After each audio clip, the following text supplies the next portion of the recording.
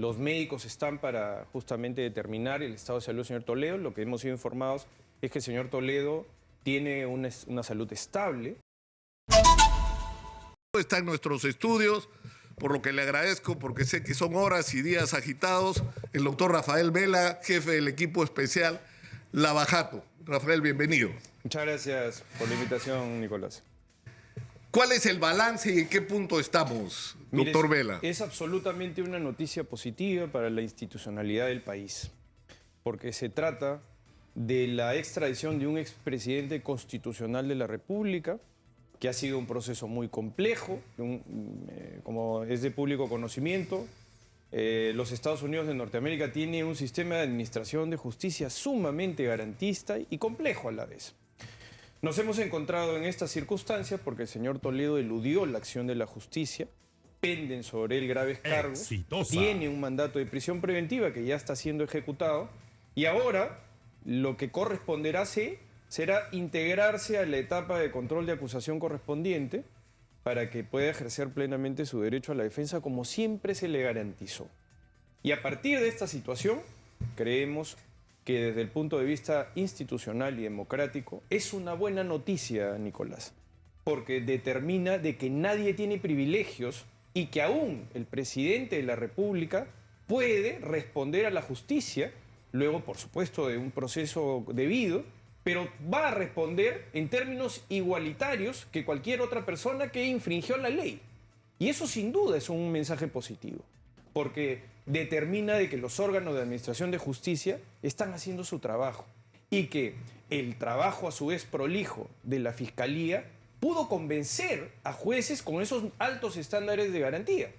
Y esto se construye a partir de los procesos de colaboración porque lo que decía Alejandro Toledo en su defensa en los Estados Unidos, primero el argumento de que esto era una persecución política, es decir, que no había, que la motivación para el requerimiento de la justicia peruana no tenía que ver con la comisión de delitos, sino con las circunstancias que además mirando hacia el Perú uno puede incluso hasta sospechar, ¿no es cierto?, por la manera como lamentablemente en determinados momentos se mezclan la política con la justicia. Pero para las autoridades norteamericanas ha quedado claro que Toledo tenía que volver al Perú porque tenía que responder por delitos. Eso ha quedado fuera de todas dudas en un sistema, como usted dice, doctor Vela, tan garantista, ¿no? Tan preocupado por los derechos del ciudadano, ¿no? Absolutamente. Eso ha quedado claramente, digamos, discutido, porque el señor Toledo ha tenido acceso a la mejor defensa en los Estados Unidos también. Como le decía, es también un mensaje desde el punto de vista institucional. El señor Toledo, más allá de su condición de expresidente de la República, es un ciudadano, pero nos hemos encontrado en esta situación porque el señor Toledo, Nicolás, eludió la acción de la justicia. No hay que olvidar que el señor Toledo estaba en el Perú cuando estalló el escándalo de Brecht. Él estuvo en el Perú hasta el mes de enero y tomó la decisión de irse del país, y no como lo debería hacer un presidente constitucional de la República o expresidente constitucional de la República, de respetar, por el contrario, al sistema de administración de justicia y ponerse a derecho. Toledo lo que hizo fue salir del país. Nosotros pensamos de que en ese momento la Fiscalía, que estaba liderada por otro grupo de fiscales, debió haber tomado algún tipo de medida contra el señor Toledo, no lo hizo, y ahí es que nos encontramos en este proceso porque el mandato de prisión preventiva recién se ordena en el mes de febrero del 2017. Pero Jorge Barata ya había revelado todo el tramado de la entrega de dinero para Alejandro Toledo en noviembre del 2016.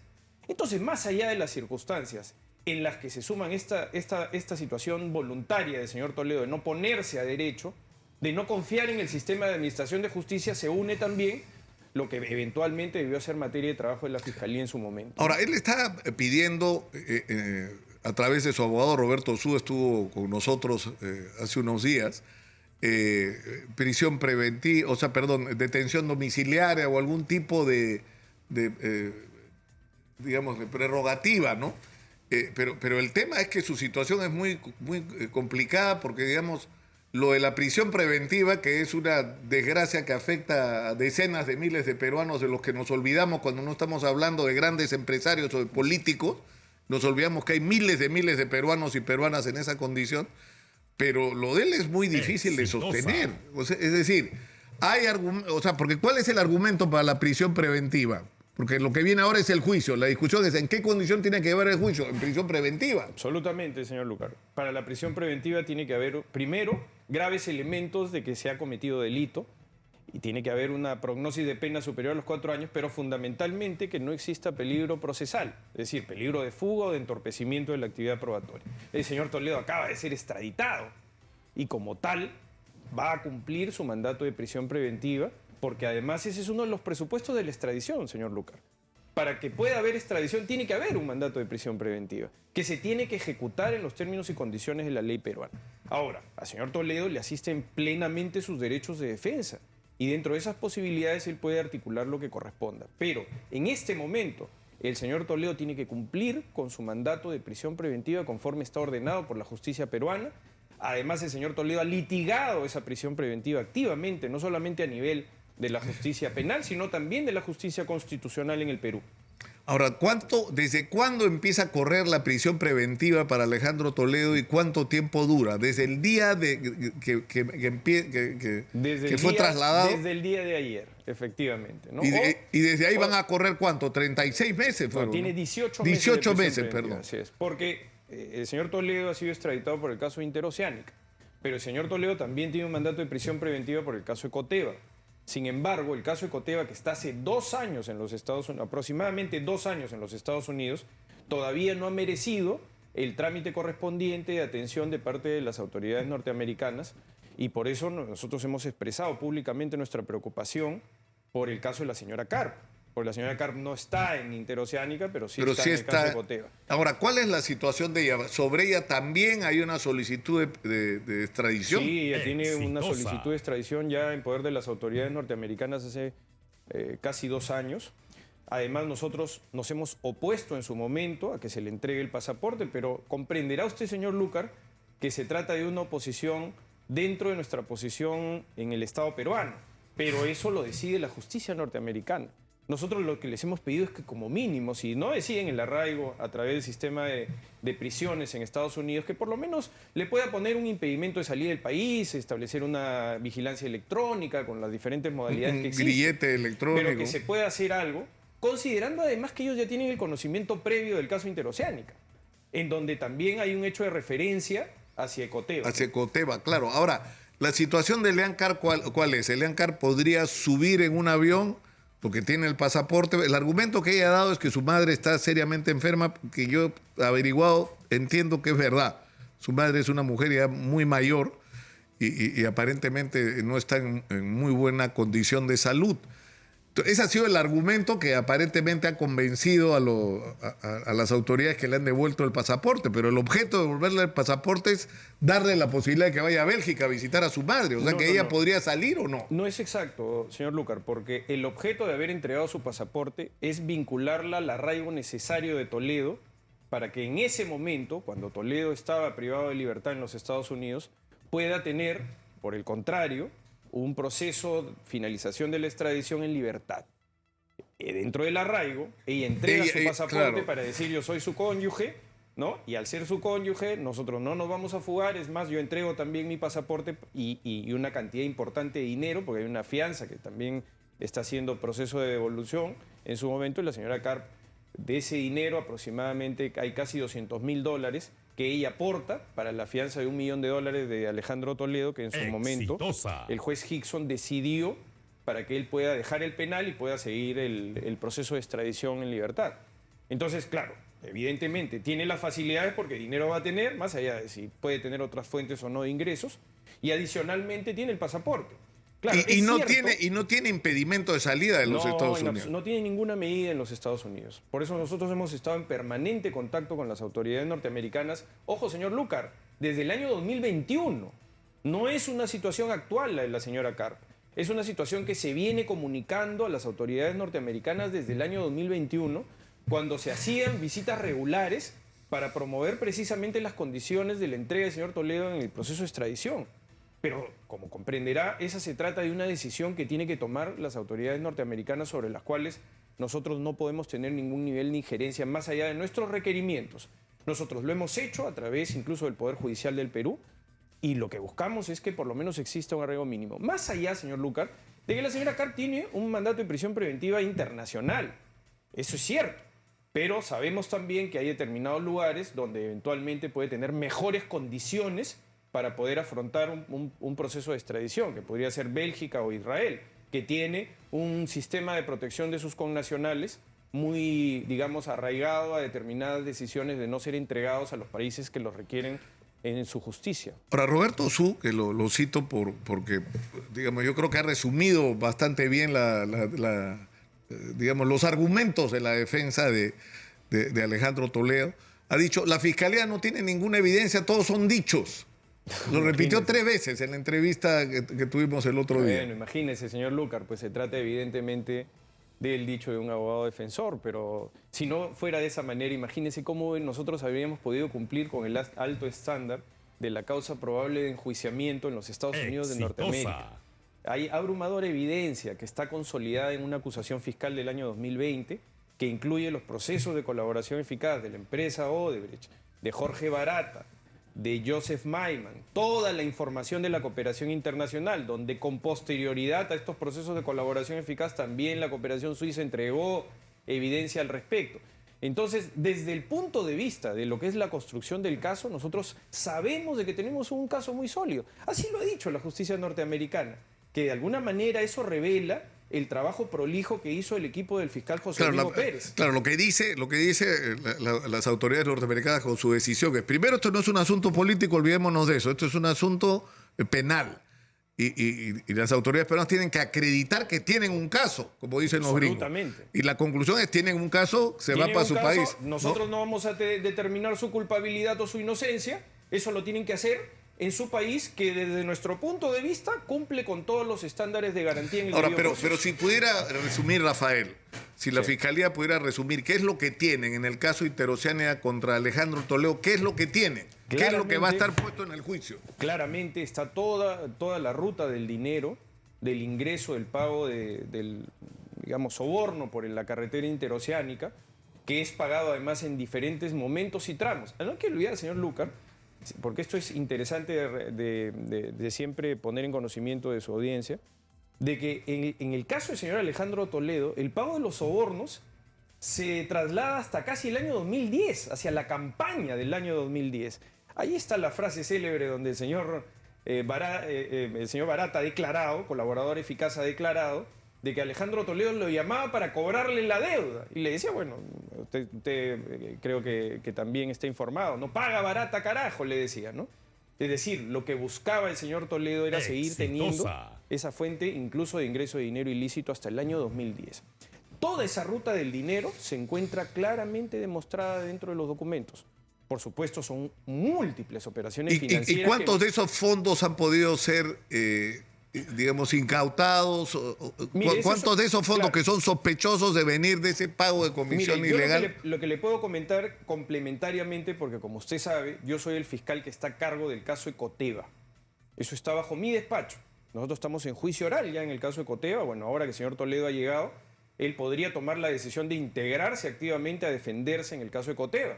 Ahora, vamos a saber seguramente en el futuro si lo va a hacer, porque con el proceso de extradición en Estados Unidos y con un proceso de extradición pendiente también en Ecoteva, los Estados Unidos tendría que pronunciarse. Pero el señor Toledo puede voluntariamente renunciar a sus derechos dentro de la extradición en Estados Unidos y someterse a juicio, considerando que él está ya en el Perú y que más bien debería despertarle su espíritu de colaboración con la justicia. Si es que eso es así, ¿no?, nos facilitaría de que el señor Toledo se pueda defender y eventualmente llegar también a la culminación de un juicio tan importante como es el caso Ecoteva. Pero a la pregunta puntual de lo que usted me dice, claro, en el caso Ecoteva no hay que olvidar que es el último eslabón de la cadena de donde llega el dinero, que es producto precisamente de esas actividades ilícitas, esas actividades criminales previas ilícitas, que en el lavado de activos constituyen dentro del tipo penal también una referencia indispensable para saber de dónde viene el recurso negro ilícito. Ahí sí se han mapeado alrededor de 15 millones de dólares. No hay que olvidar que en el dinero y en la discusión, ese es un asunto que yo no voy a comentar, porque precisamente es lo que se va a debatir dentro del juicio, y yo no pudiera tampoco sustituirme en la labor del fiscal José Domingo Pérez, que es quien tiene que defender esta situación. Pero le puedo hablar del caso Ecoteva. Y en el caso de Coteva, más allá de todo lo que está probado en Interoceánica, hay 15 millones de dólares que no pueden ser justificados por la defensa del señor Toledo de ninguna manera. Entonces esos 15 millones que están entre los pagos de las hipotecas, las adquisiciones inmobiliarias y una cantidad de dinero que hay congelado en Costa Rica, que son casi 7 millones de dólares, esos 15, aproximadamente 15 millones de dólares, ¿de dónde provienen? Provienen precisamente del pago de los sobornos, porque el señor Toledo no podría haber amasado una fortuna en ese sentido. Y ahí es donde él se enreda en sus historias y en sus justificaciones, ¿no? Para finalmente ahora plantearnos una pregunta que creo que es absurda, señor Lucar, ¿no? Es decir, que si la fiscalía no te puede decir, porque eso es lo que el señor está diciendo, nosotros sí le vamos a decir en el caso Interoceánica, que son 31, 35 millones, entonces significaría que los 15 millones tampoco pueden ser imputados a ello, y eso es absurdo, como usted comprenderá. Tenemos que ir a la pausa, doctor Vela, y usted usó una expresión en un momento y ha hablado de colaboración. Y se ha puesto, sorprendentemente, en la discusión, aunque en negativo todavía, la posibilidad de que Alejandro Toledo se acoja a una colaboración. Quisiera que me responda después de la pausa. ¿Es posible eso? Tras la pausa tenemos la respuesta, por favor. Volvemos con Rafael Vela. Está en nuestros estudios el doctor Rafael Vela Barba, fiscal coordinador de la Fiscalía de Lavado de Activos y encargado además del caso Lavajato, del equipo especial Lavajato. Y está en Lima Alejandro Toledo y alguna gente se pregunta por qué, pese a que José Domingo Pérez lo pidió, ¿no? Porque vi que José Domingo Pérez pidió explícitamente que Rafael Vela estuviera con él para traer a... Era como un acto de reivindicación del trabajo del equipo especial Lavajato. ¿Por qué no ocurrió? No, porque dentro del proceso de extradición, nuestro contacto con la justicia norteamericana es la unidad central, es una unidad que depende de la Fiscalía de la Nación, que es la Unidad de Cooperación Internacional. Entonces, dentro de esas coordinaciones, finalmente, como es de público conocimiento, los Estados Unidos decidió no esperar a una delegación que pudiera haber ido dentro de lo que correspondía al traslado del señor Toledo, en donde el doctor Pérez estimaba, más allá de mi presencia, él lo que había solicitado es que un fiscal de su equipo supervise el traslado del señor Toledo, pues se trata de un asunto altamente, digamos, importante y trascendente como para que solamente fuera acompañado por una delegación de policías peruanos y que el señor Toledo después pudiera tener algún tipo de, en fin, declaración o algún tipo de denuncia, incluso hasta en el propio cuidado de su salud. Recordará usted que pueden hasta atentar contra su vida. Hemos tenido el caso muy grave del señor García en su momento, etc. Entonces había una previsión en ese sentido, pero eso finalmente se decidió conjuntamente con las autoridades norteamericanas que Alejandro Toledo sea traído por policías del US Marshals, que es ese servicio de alguaciles de los Estados Unidos, así que el señor Toledo fue puesto a disposición. A partir de eso sí son coordinaciones que son decididas en la Fiscalía de la Nación, fueron recibidos por la señora fiscal de la Nación, por el doctor Alfredo Rebasa, que es el fiscal superior jefe de la unidad. Exitosa. Y después de eso fue puesto a disposición directamente del juzgado. Y ahí sí quiero ser enfático, señor Lucar, porque hay muchas cosas que se han dicho que no son ciertas, ¿no? El fiscal José Domingo Pérez y su equipo está trabajando desde el domingo a las 7 de la mañana. Él estaba a disposición absoluta del poder, que el Poder Judicial le notifique la hora en la que el señor Toledo iba a transcurrir, ¿no?, para el control de identidad correspondiente, que es donde él tiene un espacio de legitimidad porque él es el fiscal del caso. Es el fiscal que ha construido la acusación, es el fiscal que ha construido la evidencia y a partir de esa situación tiene que participar como lo ha reconocido el Poder Judicial. Le notificaron a las 2 de la tarde, lo llamaron por teléfono, le dijeron, ya está acá el señor Toledo, venga usted a la audiencia a las 2:30. Él dijo, no hay ningún problema porque yo estoy en unas cuadras, porque efectivamente nuestra oficina está muy cerca de la sede del Poder Judicial. Así que el resto son difamaciones, ¿no? El fiscal Pérez ha estado en todo momento a disposición y él no ha participado en la audiencia del Callao, en la diligencia del Callao, ¿no? Como además hay imágenes, hay fotografías en donde... Ahora, en este proceso, ¿cuál es el papel que cumple la fiscal? Es un expresidente, ¿no? Pero ¿cuál es su intervención? Ninguno desde el punto de vista procesal, porque el caso está a cargo del fiscal José Domingo Pérez como fiscal y del juez Richard Concepción Carguancho, que es el juez de investigación preparatoria que está controlando el contenido de acusación, y después estará a cargo de un tribunal, ¿no?, de 3 jueces que eventualmente juzgarán al señor Toledo, pero aquí no hay intervención ya de la señora fiscal de la Nación. Ahora, ella, estamos viendo las imágenes para los que nos ven por televisión y nos siguen en las redes. Ella, incluso hay un momento que habla con Alejandro Toledo, ¿no? La fiscal Sí, de la bueno, Nación. yo no he estado presente en esa reunión, no fui convocado para participar, no tendría por qué haberlo hecho desde el punto de vista de que eso es un trámite de recepción del señor Toledo, ¿no? Pero si institucionalmente a mí me habrían convocado, yo por supuesto que habría tenido que ir, ¿no? Como corresponde, así que yo no puedo dar testimonio de qué cosa es lo que se haya realizado, ¿no? Ahora, ¿es posible que Alejandro Toledo, o planteado de otra forma, ¿ha habido alguna señal de la voluntad de Alejandro Toledo de colaborar de alguna forma con la justicia peruana? Mire, el señor Toledo le asisten todos los derechos de cualquier ciudadano peruano. Usted hacía referencia, me planteó una pregunta antes de ir a la pausa, sobre si el señor Toledo puede ser o no colaborador eficaz, puede o no confesar sinceramente la admisión de sus delitos en general, ¿no? Al señor Toledo le asisten todos esos derechos, pero siempre, señor Lucar, son decisiones voluntarias de él y de su defensa. Nosotros no podemos, bajo ningún concepto, ni promover ni estimular las cuestiones relacionadas con el ejercicio de su derecho. Pero sí estamos atentos a la decisión que él deba eventualmente tomar sobre lo que usted ha referido eventualmente, y él tendrá que evaluar si es que tiene o no información y de qué manera quiere trasladarla a la Fiscalía y si es su voluntad. Pero no hay forma de compeler eso, no hay forma de obligarlo ni de condicionarlo. El señor Toledo tiene la libertad de acercarse a la justicia, ¿no? Tiene la libertad también de Ya, pero en el caso que lo haga, ¿qué beneficio podría tener? Porque si uno proyecta el proceso, por ejemplo, solo por interoceánica, son 20 años lo que ustedes están pidiendo, ¿no? Bueno, tiene el caso de Coteva y tiene... Además de Coteva, ¿cuántos años serían? Sí, y son 16 años. Serían 36 porque ahora se acumula. Y tiene una tercera acusación por el caso Interoceánica tramo 3 y 4. Ahí se está solicitando por parte de la Fiscalía, el despacho de la doctora Canchiguamán, 30 años de pena privativa de libertad contra el señor Toledo.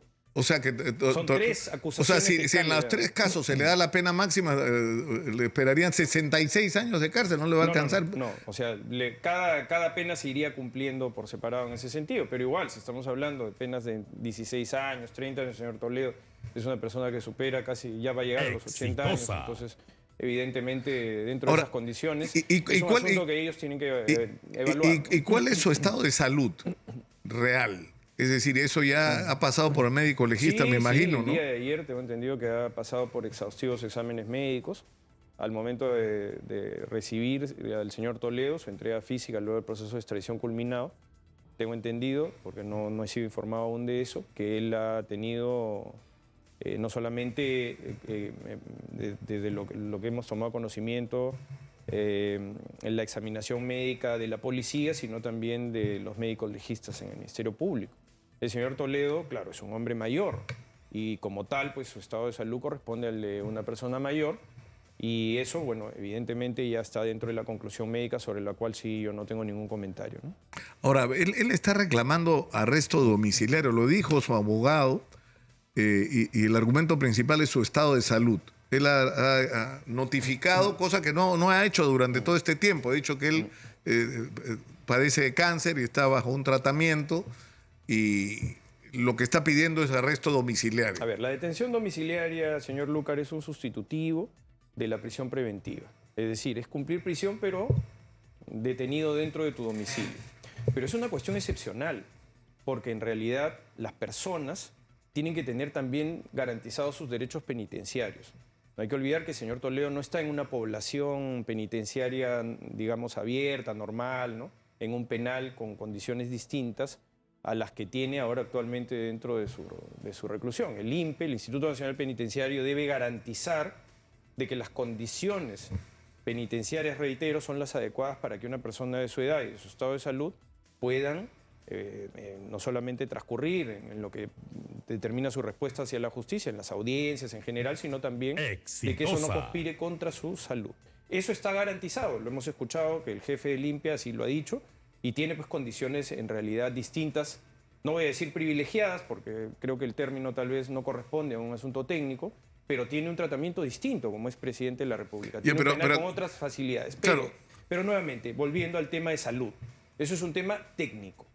que corresponde a los médicos y corresponde a la decisión del señor Toledo en lo que puede plantear. En este momento, para el Ministerio Público está absolutamente claro de que el señor Toledo ha eludido la acción de la justicia, por eso hemos tenido un proceso tan complejo, ¿no?, de extradición, y es indispensable su arraigo. Luego, lo que el señor Toledo pueda decir en términos de su salud, en términos de su argumentación jurídica, tendrá que exponerse ante un juez, porque es un juez quien puede decidir la cesación, la variación o sustitución de la medida de prisión preventiva. Pero hasta que eso no suceda, señor Lucar, estamos especulando y eso corresponde a la defensa del señor Toledo. Claro, el tema es que ahora él está usando argumentos de su edad, de su estado de salud, cuando él fue en determinado momento un opositor a que Alberto Fujimori tenga algún tipo de medida de esta naturaleza, ¿no? Que es un hombre bastante mayor, con una condición de salud bastante más deteriorada que la, por lo menos hasta donde se sabe y se ve, de Alejandro Toledo. Bueno, por eso es un juicio de valor técnico, ¿no? Los médicos están para justamente determinar el estado de salud del señor Toledo. Lo que hemos sido informados es que el señor Toledo tiene una salud estable, porque así incluso ha sido hasta transportado en un helicóptero, ¿no? Todas esas posibilidades. Pero de cualquier manera es un debate que tendrá que verse. De acuerdo, en su momento, pero yo sé que es una especulación, pero si Alejandro Toledo de repente se inspirara una noche, se levantara y hablara con Elian y dijera, Elian, vamos con todo, y empiezan a contar, porque además han insinuado, sobre todo Elian ha insinuado, ¿qué pasaría si ellos cuentan muchas cosas que saben? O sea, Alejandro Toledo podría contar, por ejemplo, cómo fue lo de la interoceánica y quiénes participaron en ese proceso, porque es imposible pensar que toda la operación de la interoceánica fue hecha Toledo, barata, o sea, eso no lo cree nadie. O sea, ahí ha habido el concurso de diversas personas para que eso pudiera ocurrir. Por supuesto, por eso es que hay varias personas acusadas en el caso de Interoceánica. No está solamente el señor Toledo. Hay varias personas acusadas y hay empresas que están también involucradas en general en un tramado bastante complejo, ¿no? Es verdad que nosotros tenemos un caso muy sólido, señor Lucar, porque, reitero, hemos incorporado evidencia de distinto tipo y de distinta autonomía. Y como tal, pensamos de que tenemos lo suficiente para condenar al señor Toledo. Para que existan mecanismos, digamos, autónomos, como los procesos de colaboración eficaz, en general las confesiones y recibir beneficios, claro, lo que hay que hacer es también evaluar una serie de circunstancias que tienen que ver con la novedad de la información, con el grado de delación, tiene que ver además también fundamentalmente con qué tipo de información relevante se puede presentar. Y sobre otros casos también. También, absolutamente, porque la colaboración eficaz como instrumento jurídico es transversal, no se limita a un caso, sino por el contrario. El colaborador tiene una mejor posibilidad de beneficios si da más información. ¿Y qué beneficios podría obtener? Le he preguntado 6 veces, no, sí, 60 veces a Alejandro Toledo por qué no lo cuenta todo y se reivindica con el país. Y he tratado de hacer una lista: financiamiento de la campaña, el caso de América Televisión, es decir, otros casos similares a los del Interoceánica, porque no fue solo la Interoceánica, hubo muchas otras grandes obras que se hicieron en su momento. Incluso el manejo en lo que tuvo que ver con la política de la investigación sobre, en el Congreso, sobre el que tenía control también Alejandro Toledo, del tema de los Vladivideo, ¿no? O sea, es decir, hay mucha información que él podría aportar sobre otros casos.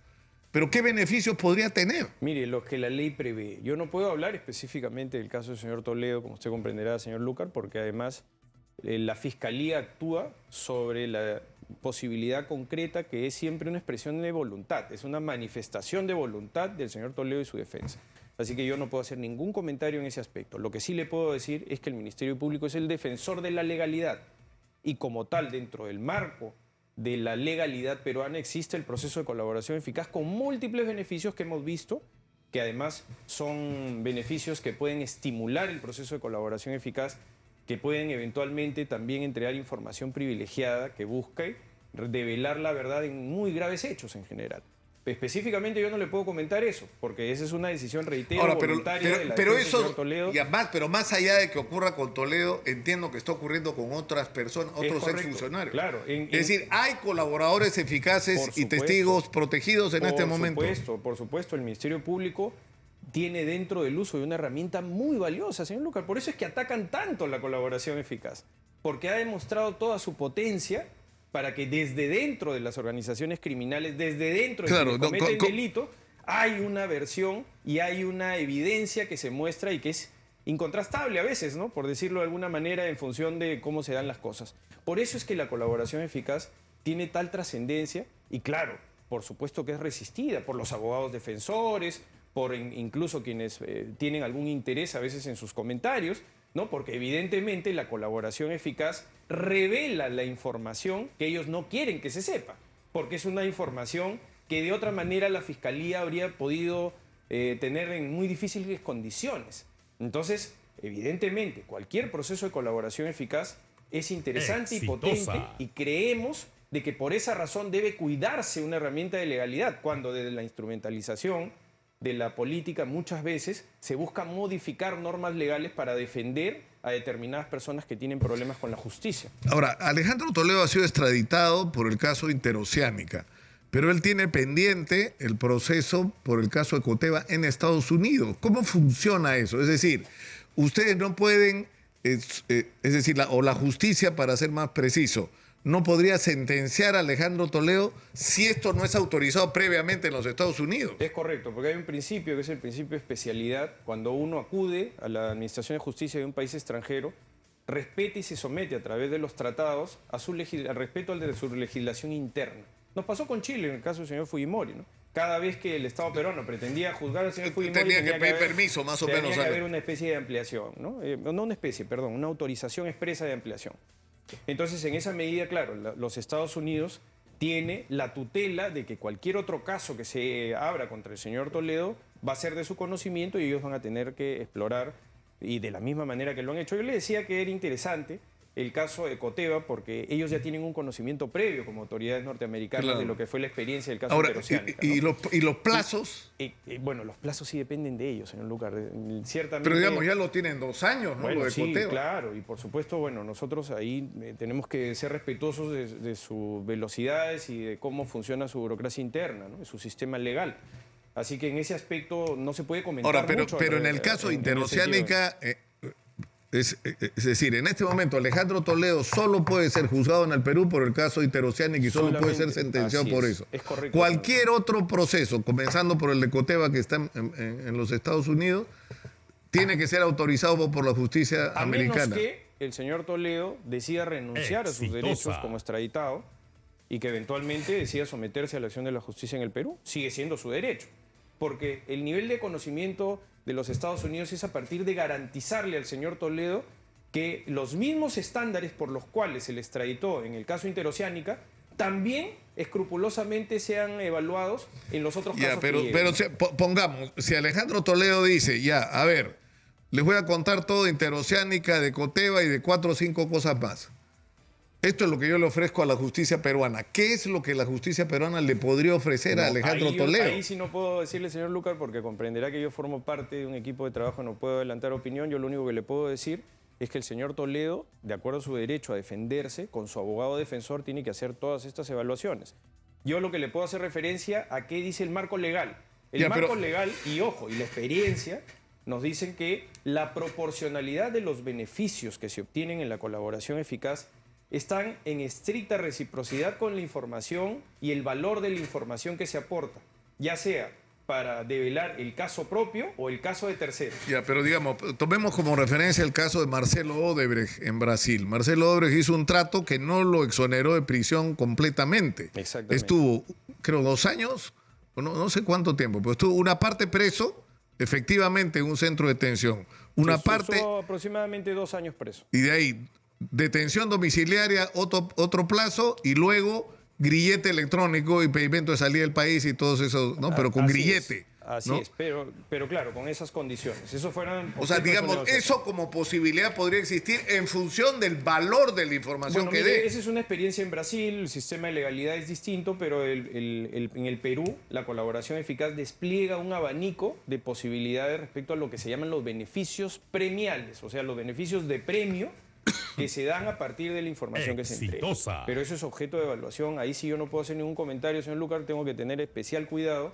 Comprenderá si se trata de un caso específico. Mis comentarios son generales, hay otros procesos de colaboración. Lo mismo ha pasado, por ejemplo, en el caso del proceso de colaboración eficaz de Odebrecht, ¿no? Acá en el Perú igual, ¿no? Los ex ejecutivos de la empresa Odebrecht brasileña estaban en el Brasil, fuera de la acción de la justicia, Brasil no extradita a sus connacionales, entonces hay una serie de elementos que se evalúan también dentro de la proporcionalidad del beneficio. Pero eso se construye primero sobre la decisión voluntaria de que la persona busque acogerse a la colaboración eficaz y que no trae información que ya tiene la Fiscalía. Porque si no, imagínense lo que sería eso, ¿no? Tiene que haber información nueva, contributiva a otras líneas de investigación o contributiva que al caso, permita ¿no? desmontar redes de corrupción y recuperar dineros perdidos por el Estado. También, por supuesto, todo eso es parte precisamente del trabajo que hace la Fiscalía una vez que recibe la decisión, digamos, de la defensa de cualquier persona que decide someterse a la colaboración eficaz. Ahora, sinceramente, ¿usted considera que la integridad personal en este contexto de Alejandro Toledo es un problema? Es decir, que tiene demasiados enemigos, examigos, ¿no? Convertidos ahora en enemigos, que temen lo que pueda decir Alejandro Toledo. A lo que voy es, habría que cuidar a Alejandro Toledo. Bueno, el señor Toledo está en disposición de las autoridades penitenciarias del Perú, es decir, del INPE, que a través del sistema de cárceles, ¿no?, debe otorgar todas las garantías suficientes para cualquier persona que está privada de libertad. El señor Toledo tiene especiales condiciones. Recuerde usted que está en un penal con condiciones distintas a las de cualquier ciudadano. En esa medida, esa pregunta yo creo que es debe ser seguramente respondida por el jefe del Instituto Nacional Penitenciario, porque es una institución ajena al Ministerio Público, incluso al Poder Judicial, para que pueda dar todos los niveles de seguridad y resguardo de los derechos de la persona que está privada de libertad, en este caso el señor Alejandro Toledo. Una pregunta inevitable, doctor Vela, es ¿qué pasa en casos como el de Alan García? Alan García se suicidó, obviamente él ya no puede ser procesado porque no está, pero ¿qué pasa con los hechos que se investigaban de su participación? Con las personas que superviven dentro del caso, investigados, pueden ser acusados. Ahora, en general, señor Lucar, la muerte extingue la acción penal, porque obviamente es lo que la ley determina por causas evidentes, pero hay ahora otras formas también dentro de los cuales el derecho penal ha tratado precisamente de que no existan espacios de impunidad, incluso hasta desde el punto de vista económico, financiero. Entonces ahora existen incluso los procesos de extinción de dominio, que persiguen los bienes de incluso personas que hayan podido fallecer o personas que se hayan prescrito sus delitos. Los procesos de extinción de dominio es una legislación que ha ido mejorando. Hay una ley que modificó la antigua ley de pérdida de dominio, ahora se denomina extinción de dominio, y hay una área especializada dentro de la Fiscalía de la Nación, es decir, una especialidad, así como existe el lavado de activos, así como existe crimen organizado y corrupción de funcionarios. Ahora el Ministerio Público tiene un área de extinción de dominio. El coordinador es el doctor Francisco Avellaneda. Y claro, evidentemente ahí sí yo no puedo hacer más comentarios, pero sí le digo que desde el punto de vista de la legalidad, lo que se persigue luego es si hay una causa probable, naturalmente. Claro, es si hubo bienes o dineros que fueron obtenidos ilegalmente, esos dineros sí se pueden recuperar. Absolutamente. Más allá de que el autor esté fallecido. Absolutamente, señor Lucar, porque precisamente ese es el enfoque del proceso de extinción. Ahora, ¿cuánto tiempo puede tomar lo de la interoceánica? Ya está Alejandro Toledo acá, todo estaba listo para el juicio, ¿no? ¿No es verdad? El señor Toledo se integra al control de acusación. Durante el control de acusación, lo que se hace es hacer un saneamiento para el futuro juicio oral. Nosotros pensamos de que el caso del señor Toledo debe culminar hacia el mes de julio, para ingresar ya a la etapa de juzgamiento, entendemos inmediatamente, agosto, en fin, lo que el Poder Judicial determine, porque el Poder Judicial, lo que tiene luego del auto de enjuiciamiento que emite el juez de investigación preparatoria, tiene que constituir la sala o el tribunal, los jueces que van a encargarse de juzgar al señor Toledo. Eso es una cuestión, digamos, de decisión de gestión de despacho judicial, que debe ser inmediata. Pero aquí donde cobra relevancia, señor Lucar, no es la primera vez que yo se lo digo, pero usted me permite tener esta tribuna de expresión, nuevamente repensar la posibilidad de jueces a dedicación exclusiva en el caso Lava Jato. Para terminar con el caso Lava Jato, necesitamos también tener el espacio y la prioridad suficiente, así como en el Ministerio Público se creó un equipo especial, así como en la Procuraduría Pública hay una Procuraduría ad hoc. ¿Por qué no pensar que puedan haber jueces que ya tienen un conocimiento previo y puedan avanzar con prontitud? Porque el caso Lava Jato es un caso más de crimen organizado. Y los señores jueces hacen denodados esfuerzos porque tienen demasiado trabajo, señor Lucar.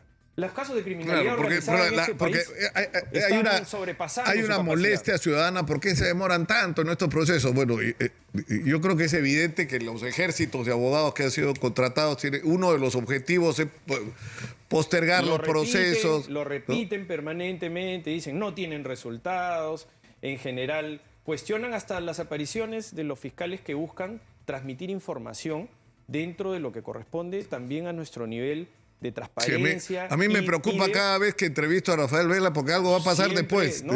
Y el ejército de abogados y de comunicadores sale inmediatamente a decir que los fiscales no deben declarar. Claro, porque le resulta cómodo, señor Lucar. Le resulta cómodo instalar las noticias falsas, que nadie las desmiente. ¿No? Y que se puedan explicar a un nivel técnico incluso, porque el fiscal conoce su caso y el fiscal además es un operador jurídico, puede dar respuesta a las versiones de parte incluso, que se trasladan desde los tribunales hacia los medios de comunicación, pero que son importantísimos para que la población, la sociedad tenga una permanente vigilancia sobre casos de poder, porque aquí estamos hablando de políticos que han cometido graves casos de corrupción de funcionarios, lavado de activos vinculados a aparatos de criminalidad organizada. Entonces, la vigilancia ciudadana, el seguimiento de las garantías de publicidad es indispensable y nosotros como fiscales tenemos que ocupar ese espacio también, porque somos parte. Nosotros, cuando venimos a dar una versión, señor Lucar, nadie cuestiona cuál es nuestro papel, pero hay muchos abogados opinólogos que litigan contra nosotros, pero se aparecen como líderes de opinión, por ejemplo, ¿no? Y dicen, voy a dar una opinión. Opinan como técnicos, y no dicen que son abogados en los procesos. Y déjeme decirle que todos los mejores estudios de abogados de Lima litigan contra nosotros, tanto en el caso Lavajato, en los casos de lavado de activos, de corrupción de funcionarios o de crimen organizado. Eso es un derecho, naturalmente. Pero siempre hay que establecer claramente cuál es su nivel de interés, sus conflictos de interés, por decirlo de alguna manera, ¿no? Y para eso estamos acá, señor Lucar, porque el espacio comunicacional es indispensable para transmitir precisamente la verdad de lo que corresponde a nuestra versión de parte.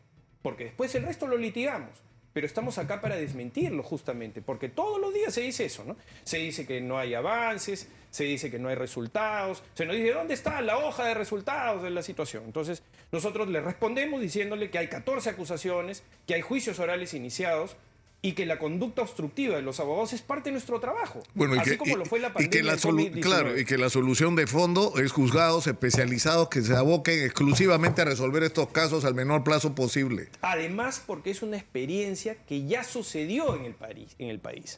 En el país, los juzgados anticorrupción del caso Fujimori y Montesinos tuvieron una respuesta efectiva porque tenían dedicación exclusiva, señor Lucar. Porque se dedicaban exclusivamente a esos casos, tenían un conocimiento previo y, por supuesto, eso facilitaba que las tomas de decisiones sean con prontitud. Nosotros, en algunos casos, tenemos audiencias que tardan un año en ser programadas, señor Lucar. Pero ojo, no porque los señores jueces sean negligentes, sino porque tienen demasiado trabajo, ¿no? Por la no sobrecarga, está claro. Tenemos que terminar por hoy.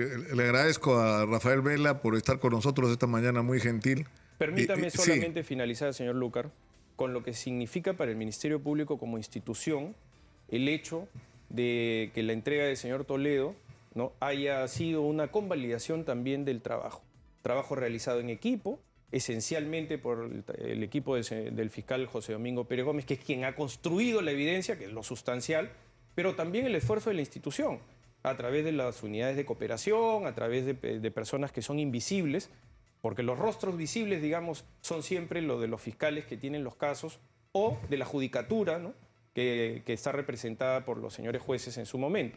Pero detrás de ello hay un enorme esfuerzo para buscar que efectivamente se reconozca, como se ha reconocido en el Perú, que el sistema de administración de justicia peruana, que la Fiscalía cumple con todos los niveles de garantía.